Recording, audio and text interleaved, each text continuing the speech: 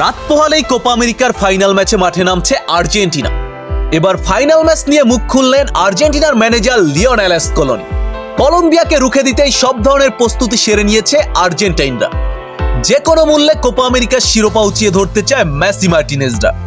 Final ম্যাচের আগে আর্জেন্টিনার কোপা আমেরিকার শেষ প্রস্তুতি নিয়েই থাকছে আজকের প্রতিবেদন। বন্ধুরা, রাত পোহালেই লাতিন আমেরিকার শ্রেষ্ঠত্বের মহারণে মাঠে নামছে আর্জেন্টিনা ভার্সেস কলম্বিয়া। কোপা আমেরিকার ফাইনাল লড়াইটা হতে যাচ্ছে এবার শিয়ানে শিয়ান। আন্তর্জাতিক ফুটবলে টানা 28 ম্যাচ অপরাজিত কলম্বিয়া বড় থ্রেট হতে যাচ্ছে আর্জেন্টিনার জন্য। অন্যদিকে আবারও কোপা আমেরিকার শিরোপা জয়ের জন্য মরিয়া আলবিসেলেস্তেরা। কলম্বিয়াকে হারিয়ে 16তম কোপা আমেরিকা জিতে রেকর্ড গড়তে চায় মেসি মার্টিনেজরা। বন্ধুরা, ফাইনাল নিয়ে সব ধরনের পরিকল্পনা ইতোমধ্যেই সেরে নিয়েছে আর্জেন্টিনার ম্যানেজার লিওনেল স্কলোনি। আগামীকাল সেরা একাদশ নিয়েই কলম্বিয়াকে রুখে দিতে প্রস্তুত আর্জেন্টিনা। তবে ফাইনাল ম্যাচের আগে গতকাল প্রি কনফারেন্সে এসেছিলেন আর্জেন্টিনার ম্যানেজার লিওনেল স্কলোনি ও গোলকিপার এমিলিয়ানো মার্টিনেজ।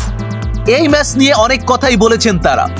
স্কলোনি জানান, আগামীকাল আমরা আমাদের সেরা খেলাটা বের করে নিয়ে আসব। আমরা চ্যাম্পিয়ন হওয়ার স্বপ্ন নিয়েই মাঠে নামবো। আর যদি সেটা না হয় তবে এটাই হবে আমার 5 বছরের কোচিং ক্যারিয়ারের সবচেয়ে বড় ব্যর্থতা। আশা করি ছেলেরা চ্যাম্পিয়ন হয়েই ট্রফি উঁচিয়ে ধরবে। এছাড়া ডিমারিয়ার শেষ ম্যাচ নিয়েও কথা বলেছে স্কলোনি। ডিমারিয়া আগামীকাল একাদশে থাকছে কিনা এই বিষয়ে কিছুই নিশ্চিত করেনি লিওনেল স্কলোনি।